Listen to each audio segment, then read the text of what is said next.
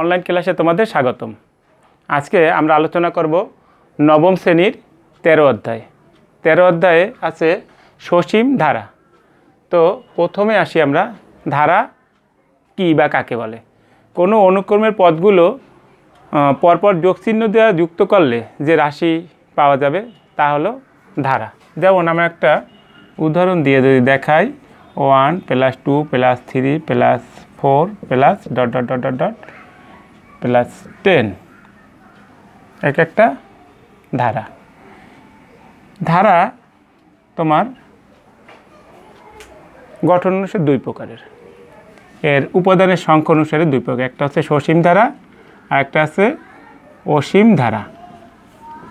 নামেই বোঝা যায় সসীম ধারা অসীম ধারা। সসীম ধারার উপাদান সংখ্যা নির্দিষ্ট, যে এর কতটা পদ আমরা সহজেই বুঝি, এখানে 10টা পদ, তাহলে এটা নির্দিষ্ট। কিন্তু এই একই ধারা যদি আমি এভাবে লিখি প্রায় ...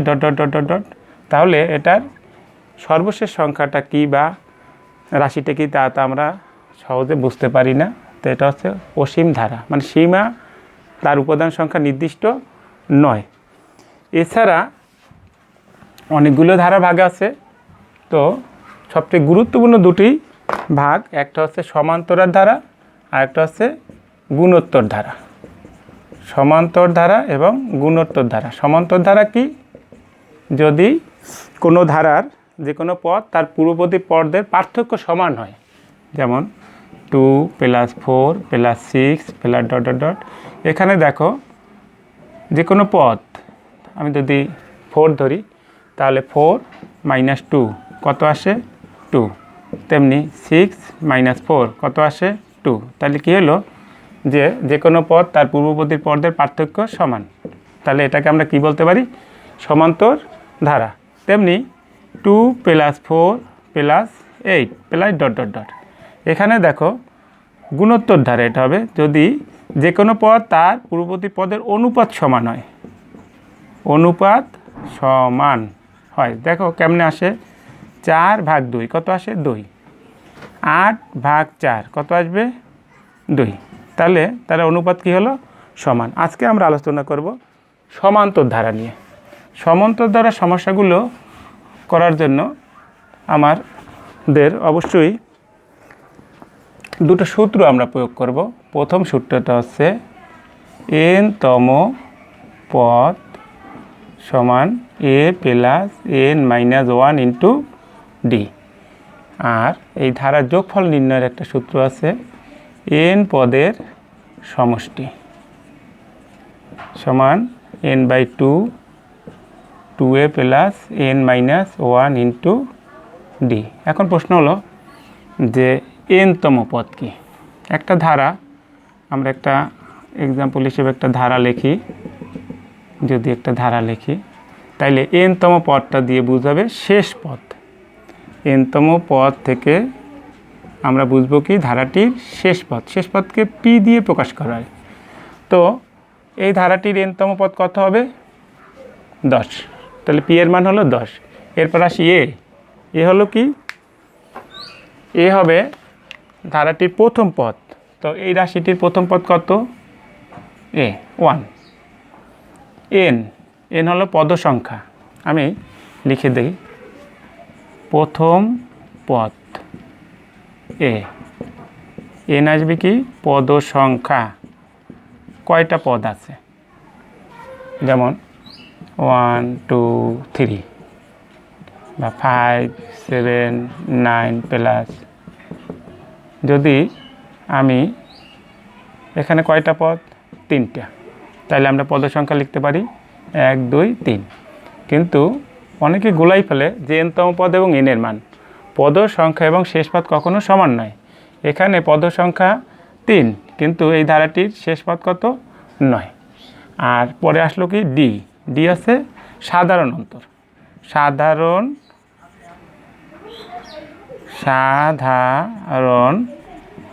অন্তর। সাধারণ অন্তর কি? সাধারণ অন্তর হচ্ছে সূত্রটা হচ্ছে তুমি এরকম যে কোনো পদ বিয়োগ পূর্ববর্তী পদ। তো আমরা এইভাবে লিখতে পারি দ্বিতীয় পদ বিয়োগ প্রথম পদ, অথবা তৃতীয় পদ বিয়োগ দ্বিতীয় পদ। এই আর সমষ্টি তো সমষ্টিকে আমরা এসএন দ্বারা ব্যবহার করতে পারি, এন পদের সমষ্টি। আর এন মানে পদ সংখ্যা, এ হলো প্রথম পদ, ডি হলো সাধারণতর। তো আমরা একটা ধারা লিখে দেখি যে আমরা সূত্রগুলো ঠিকমতো বুঝতে পারছি কি না।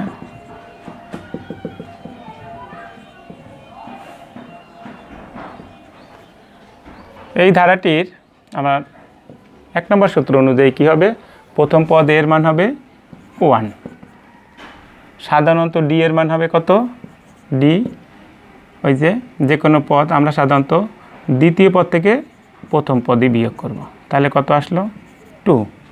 এরপরে আসবে তোমার এন পদ সংখ্যা, এখানে পদ সংখ্যা নাই, কয়টি পদ অজ্ঞাত আছে, বোঝা যাচ্ছে না। আর এখানে এনতম পদ আসবে, এনতম পদ কত আসবে, শেষ পদ 59। তো আমরা আর এখানে যদি তোমার হোয়াট মানে যদি আমরা যোগফল, তাহলে আমরা 2 নম্বর সূত্রটা ব্যবহার করতে পারি। তো আমরা বইয়ে যাই, বইয়ের 5 নম্বর অঙ্কটি,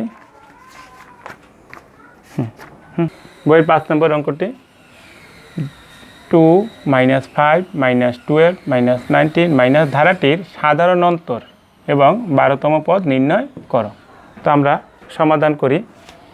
এখানে তোমার প্রথম পদ, ধারাটির প্রথম পদ আসবে কি, এ সমান 2, আর দ্বিতীয় পদ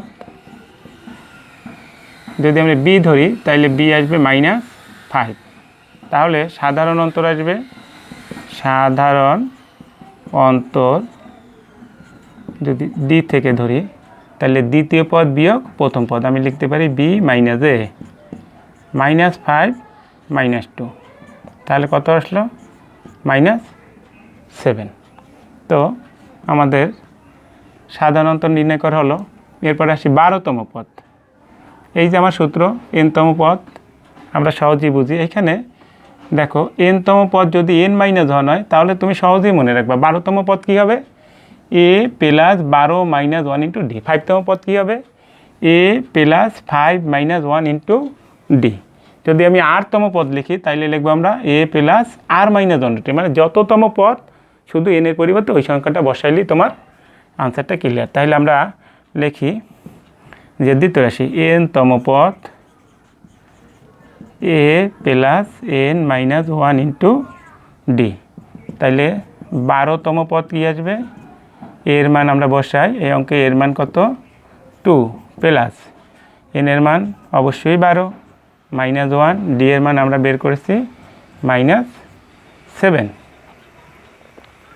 তাহলে কত আসলো 2 প্লাস এখানে 11 × -7, তাহলে আসলো 2 - 77, বিয়োগ করলে তুমি পাবা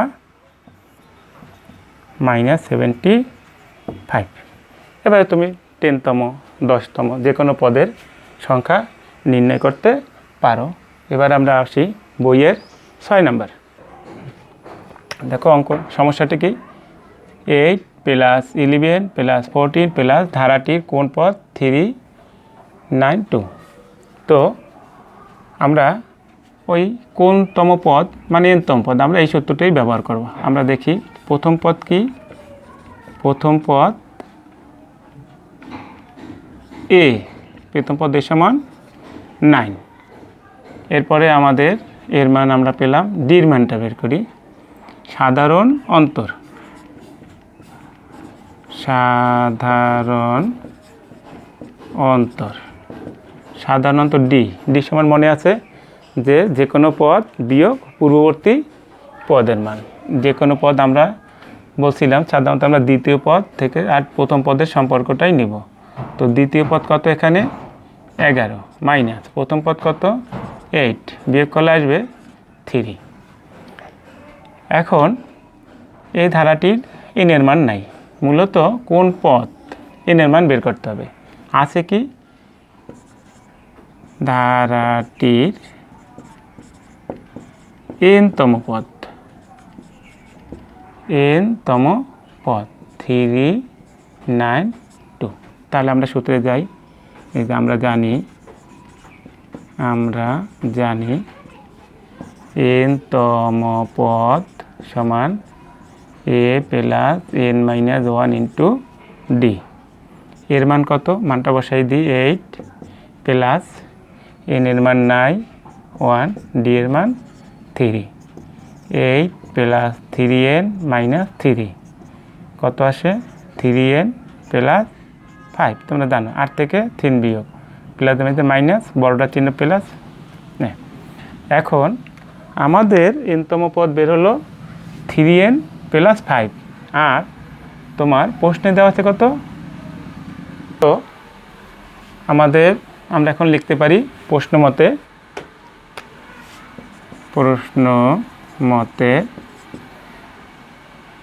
3n প্লাস 5 সমান 392। তাহলে আমরা n এর মান বের করব।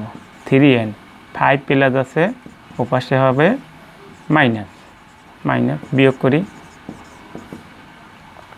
387। বা এখন কি হবে? n এর মান বের করতে হলে 3 এ পাশে গুণ আছে, সে পক্ষান্তর করবে এবং সে ভাগ হয়ে যাবে।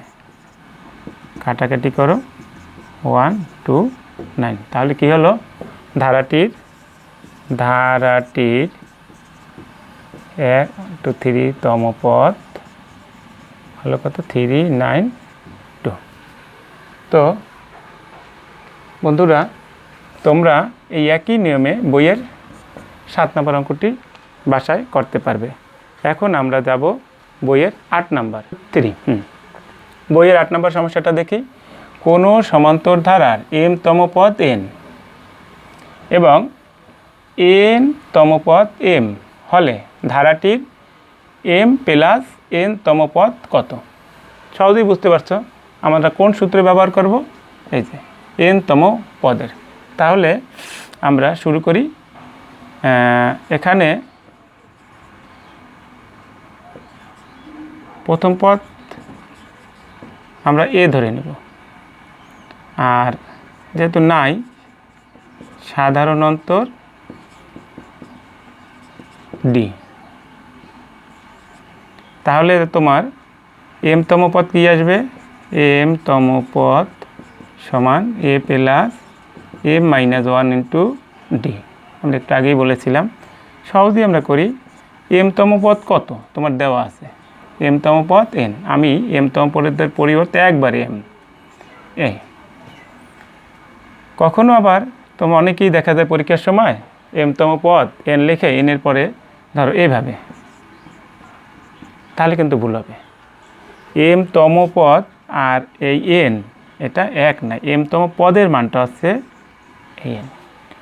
যাক, এর মান নাই, আর এটা গুণ করে দিই md minus D.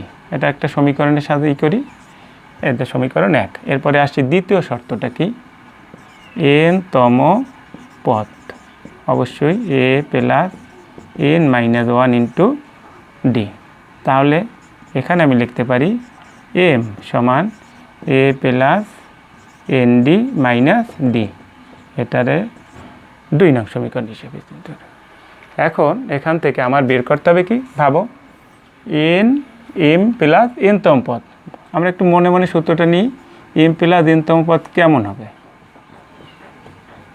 m plus n-তম পদ, এই যে আগেই বলছিলাম যে শুধু n এর পরিবর্তে যে তম পদ বসবে ওইটা লিখবা।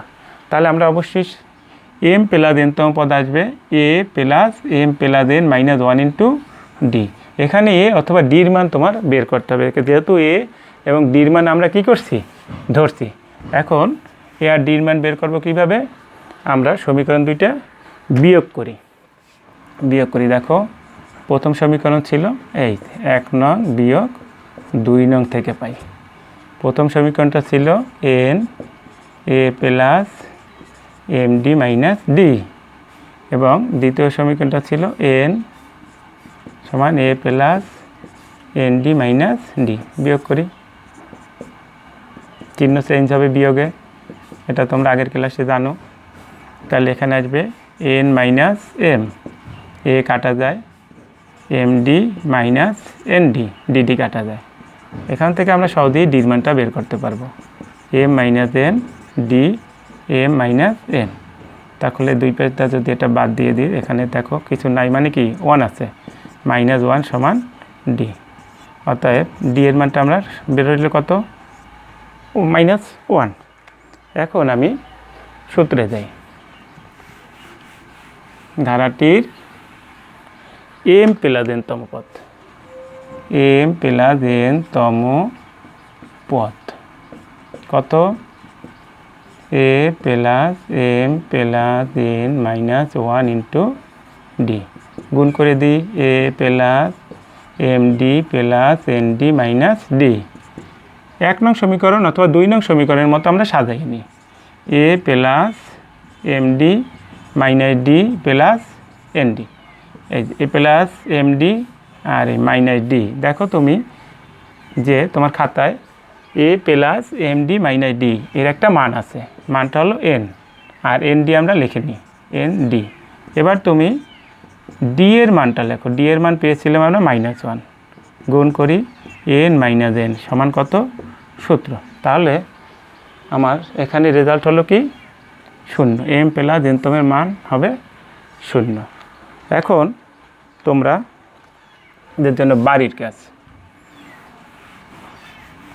তোমরা এই 8 নম্বর অঙ্কই করতে পারবে বাড়িতে।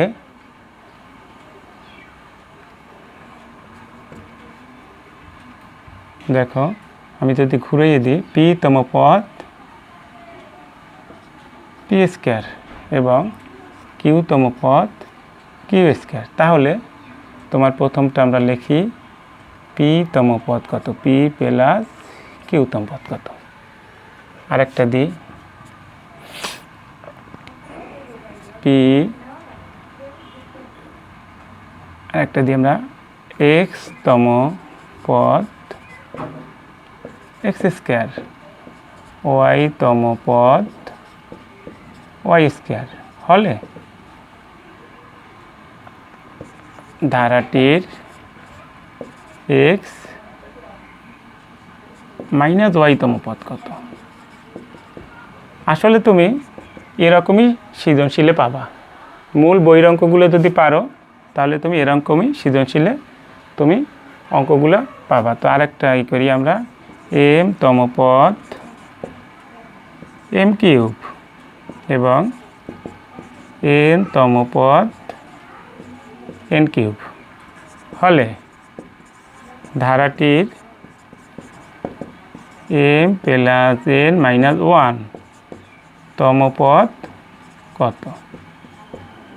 প্রিয় শিক্ষার্থীরা, করোনাকালীন এই সময় তোমরা অবশ্যই ঘরে থাকবে এবং আমাদের এই ক্ষুদ্র প্রচেষ্টা তোমাদের শিক্ষাক্রমকে চালিয়ে নেওয়ার জন্য এর সাথে যুক্ত থাকবে, সম্পৃক্ত হবে এবং এই ক্লাসগুলো অনুসরণ করবে। এছাড়া তোমরা স্বাস্থ্য সচেতন হবে, খাবার আগে অবশ্যই অবশ্যই অবশ্যই সাবান দিয়ে হাত ধোবে। ধন্যবাদ।